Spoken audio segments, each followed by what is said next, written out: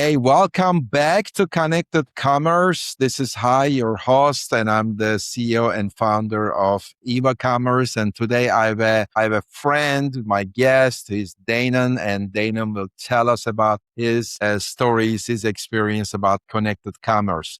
Danan and I met, I think, more than 5, 6 years ago. It was in Miami. Miami. It was a Yeah. nice event of I don't remember that company like bringing a kind of a network together. Dana, Yeah. maybe you That, can that help. was that was Festivus was the event. And Festivals. it was Steve Simonson and Melissa Simonson.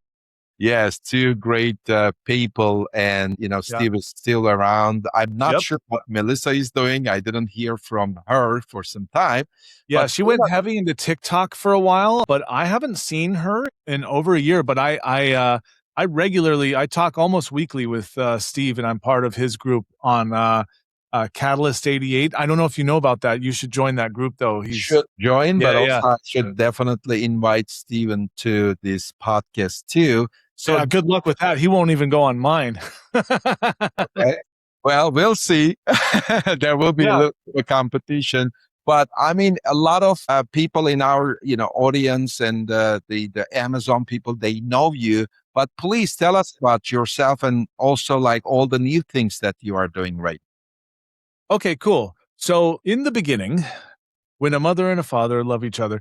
No, so I got started selling on Amazon in 2010 when there was no FBA, there was no ads, or this stuff was in beta at least. And if you had one good picture, you made many good sales.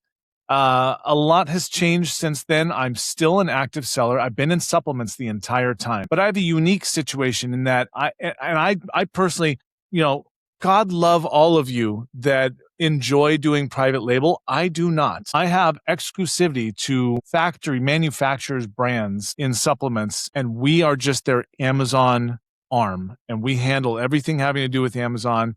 But we get the product on consignment, and then once a month we just let them know this is how many sales we had. Please charge our card. Please send. Here's the label. Please ship this into Amazon. So we have no inventory. We have no cash flow stuck. That's my Amazon business. It's not a massive business, and it never really has been, but it's highly, highly profitable. So 8 years ago, I got into software for Amazon sellers with Managed by Stats. Right. And then I helped broker the sale of that to Carbon 6 and then went into strategic partnerships at Carbon 6. And so when we met, I was doing strategic partnerships for Managed by Stats. That's right.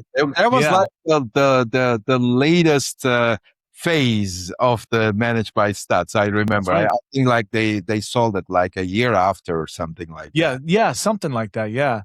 And so, long story short, I've helped a number of companies scale through my existing partner platform. I've expanded my partner platform and I've started my own businesses. So I've got four businesses, but two primary businesses in the space. One of them is called Catalog Defender, where we're monitoring products for critical problems. Then we alert you. It's the most inexpensive and dedicated to just that for that type of service. I've got eCom Triage, where I remove negative product reviews for Amazon sellers, all TOS compliant, 3 to 10% removal rate. That's my primary thing. I freaking love that business because I'm able to do something for sellers that basically, ultimately, they don't have the time to do. And that's this company is basically dedicated just to that thing. In my free time, between the hours of 8:30 p.m. after the kids are asleep and 1 a.m., I will consult brands or agencies, and that I literally just do that for fun. And then I started ecom.events, which is as many events, both digital and physical, that I can find in the Amazon or ecom space all over the world. Hi, I've kept a spreadsheet for as long as we've known each other. So over 5 years, I've been keeping a spreadsheet of the events that are happening in our space. And I've just taken that same spreadsheet and built it into a website that's interactive and has a good graphic user interface and stuff like that. You can search and, as I continue to develop this, I'll get discount codes. So always try the code Danan, Danan, for an event and see if it works, because I'm trying to make that the code for every event. And then I've got my podcast, which is the Ecom Growth Show. And that's, and then there's the WhatsApp group. Right, exactly. So I think you're doing a lot of amazing things. The one that I like, which we don't do at Eva, we do a lot of things. So it's always not easy to do partnerships with Eva Yeah. because we already do omnichannel everything, and then it's hard. But this negative feedback removal, I just want to say that like a lot of people don't understand it, even Yeah. from a logical point of view. Instead of trying to get more reviews, 5-star reviews, 4-star reviews, if you are able to remove one-star review, I mean, this is not easy, guys. There is nobody is doing some abracadabra and then remove that review. It is a Sweat work. low probability scenario, like you already Mhm. mentioned, 3 to 10%. By the way, that's a great success rate. If Yeah. most of the time it doesn't happen, but if it happens, then removing that one review is almost has the same impact as you get maybe 7, 10, 4 to 5 star reviews. So which Yeah. that Yeah. The spread better is review 5 to 15. 5 Yeah. to So for 15 exactly. Yeah.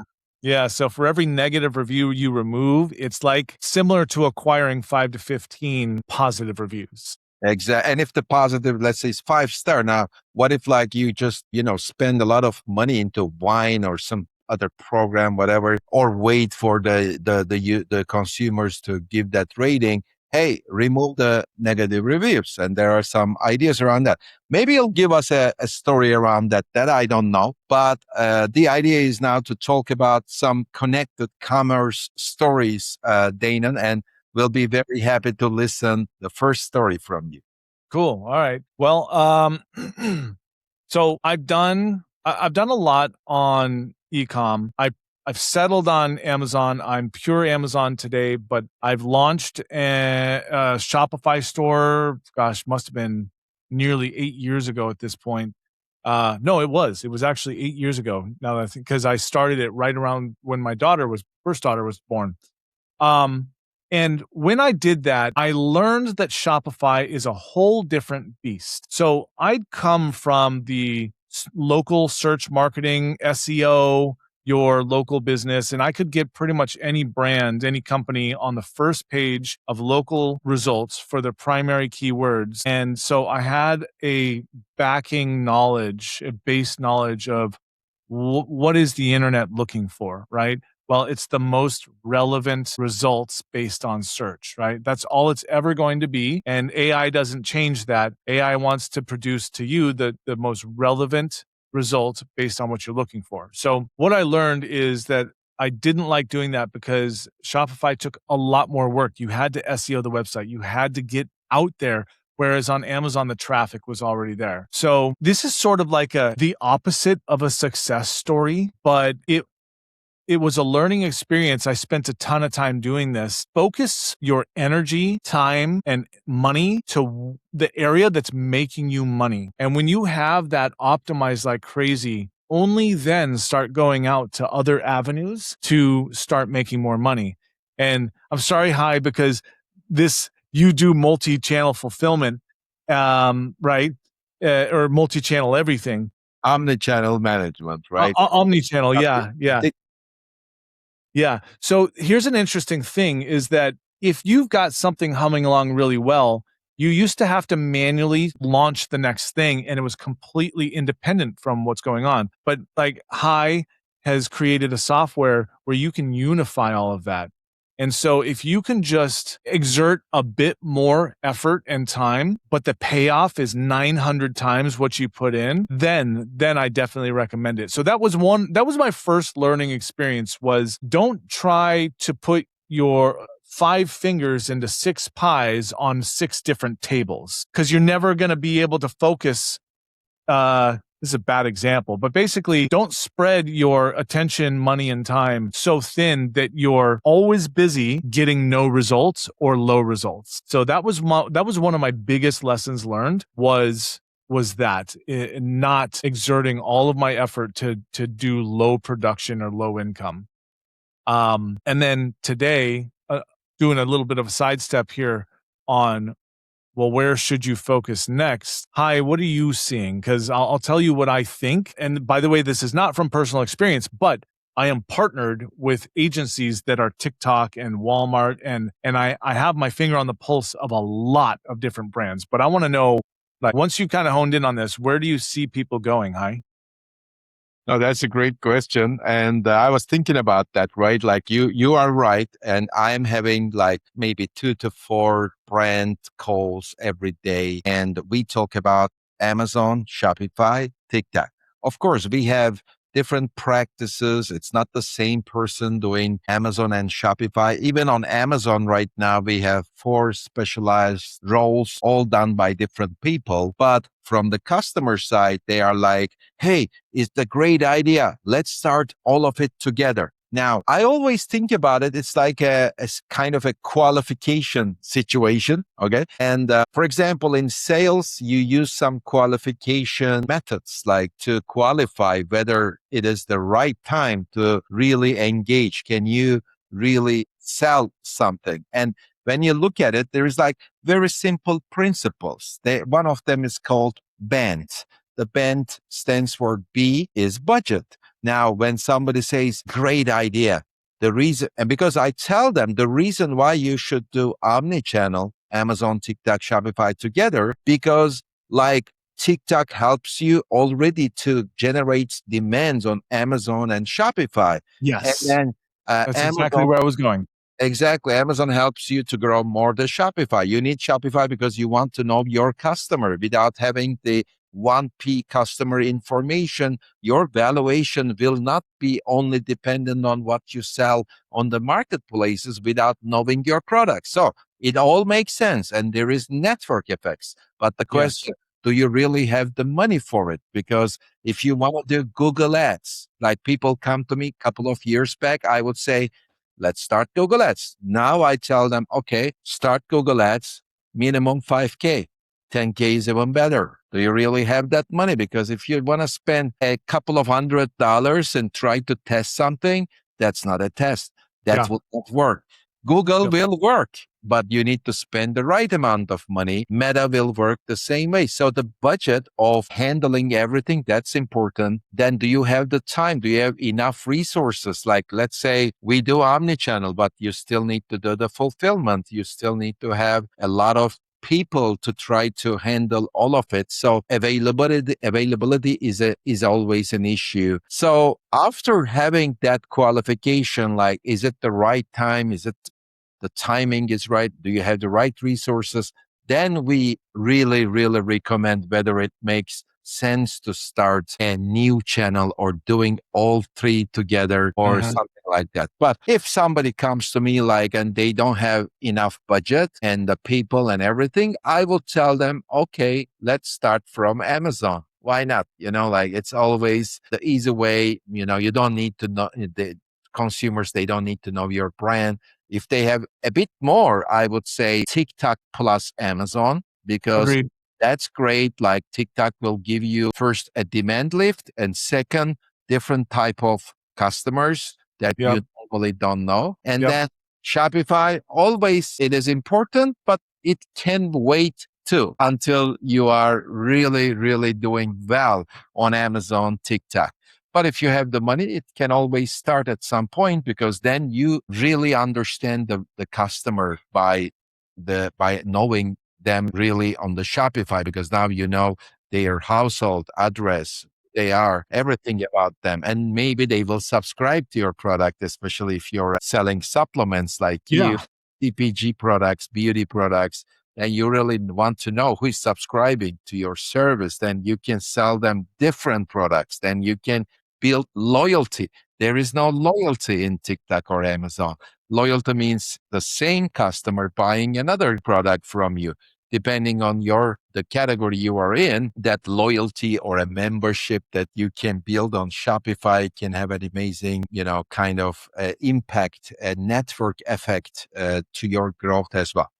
But Yeah. I So love that example that you have. But you are also even working on 4 or 5 things all the time, right? Like sometimes I think people like you and me, we don't like to just focus on one single thing. We just want to do no. things at the same time. Spreading my time across many different areas is a huge problem for me. Okay. But But maybe in your nature. yes, it is. It is. What I love to do is dive into something, figure out how to do it, and then hand it off to somebody. So that was a hard part for me to learn in my own business was once I've figured out a system, handing it off to somebody else. And that's what I've been really focusing on for the last year is handing over the jobs that can be done by other people and being okay with the results if they're not as good as what I would have expected to do because nobody's me but me, right? And so I have that with a staff member and with a couple of staff members, which I've kept my companies really, really lean, right? And that allows me to give the pricing that I do and still remain profitable. But now what I'm working on, and this is the subject matter of every conversation on earth today, it seems like, is I'm using AI to automate the work that my staff do. Not even the work that I do first, but the work that my staff do, because then I can repurpose them to higher revenue generating things. And just to go back to what you said about, Shopify, the beauty of Shopify, one of the biggest beauties of Shopify, that you can build your own network. And then when you go to launch a product, you can launch it you should send them an email. So you build brand recognition, brand loyalty, and your own little ambassador network. And you go, hey, I'm doing a new thing. Because you're a previous customer, you get 20% off, which is really just the Amazon fee that you would pay anyhow, 30% off. And you still make the same amount of money you would make if they bought it on Amazon. But you can use that for the launch of a new product. You can use repeat purchases. You can do a lot when you are on Shopify and you start building a list. I've come to learn, and I should have been doing this for many, many, many more years, but building a list of people and networks is critically important for remaining in a space, a known entity in a space. Like let's say you're Yeti, right? Well, what if Yeti just sold this one bottle and then never contacted you again and then didn't advertise to you again? Well, guess what? You own a Stanley now, So, having experience with both not building a network and not getting lists together and now doing that, the ability to launch something, announce something right now. Hi, you and I have known each other for 5 years, but we haven't spoken in probably 2, right? Possible. And I don't remember if it was me that reached out to you guys or you that reached out to me, where we're like, hey, let's both be on each other's podcast. That's the value of a network. Instead of and arguably we should have been in better communication with each other for this, but it is what it is. But you and I both now have a way for people to know we exist, right? Exactly. Now, I like, by the way, the example you gave about this email marketing and, because I'm investing into a software company. Its name is Ravlexo, and it does email and SMS marketing for Shopify. Unlike Avio, it is also taking care of subscriptions, bundles, gamifications, and the memberships and loyalty. And that is the exact key value of the 1P relationships. And one of the prospects, they were telling me, what's the value of email marketing? Nobody is responding anymore. Nobody reads their emails. But we figure out that even the email marketing, yes, people do not respond, but they click, there's a lot of clicks. They look into your, picture, logo, product. They see it.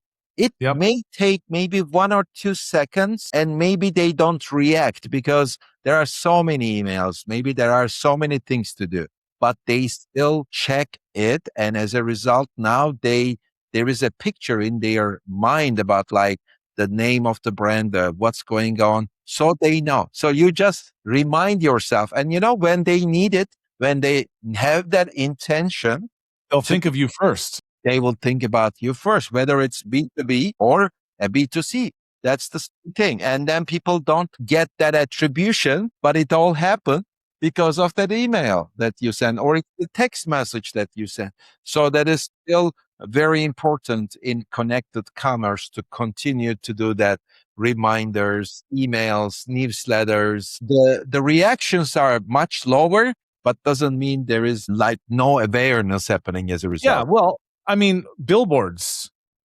how do you attribute an ROI to a billboard, right? If you think about it, and it depends on how you write especially in the subject and the sender name. Like if the sender name is newsletter at MailChimp.ca, okay, cool. I have no idea who this is from. And if your subject line is get the best you can get while the getting is still gotten good, right? Cool. No idea who the brand is, no idea what the email is, and I'm going to delete it. But if you are Coca-Cola and it comes from news at coca-cola.com and in the subject it says Coke News, we just released a new flavor, right? You might delete that email, but you just saw Coca-Cola 2 times and it got branded 2 more times. And so in marketing, this may be different now, but because I haven't looked at the metrics on this, but many years ago, it took 7 to 11 touch points to get somebody to take a single action, which would be open that email or, find out do a search, find out who you are, which is why on radio back in the early 2000s, it was like, go to twitter.com, or actually back then it was www.twitter.com. And they would just say these things in a single commercial. They would say the domain 7, 8, 9, 10 times. On twitter.com, you can do. So yeah, yes, you don't get good responses from emails these days. It's if you're getting 1 to 2%, you're in the upper echelon of good responses, but still worth branding. Like as you expand your brand, you're going to need more avenues, more eyeballs. So anyhow, I'll take it as the second story, which is like the impact of brand awareness into, the intention and conversion, which is hard to attribute, but it is real. And now it is more real than ever because the digital footprint that you have on email, SMS, Twitter, Reddit is becoming very popular. And then the AI tools reading your digital footprint and then giving a zest of it to the consumer at the end of the day, one way or another, that brand awareness and your digital footprint is important and you need to do more of that. But I love it, Danan, that you touched that as well, besides the other story. And that was also yeah. Sorry, great. I have so many things going on that when I get on a tangent, I just I change course. That's cool. So, Danan, thank you very much for being a part of our podcast and look forward to repeat that again. So thanks a lot. Thanks for having me. See you later. Thank you.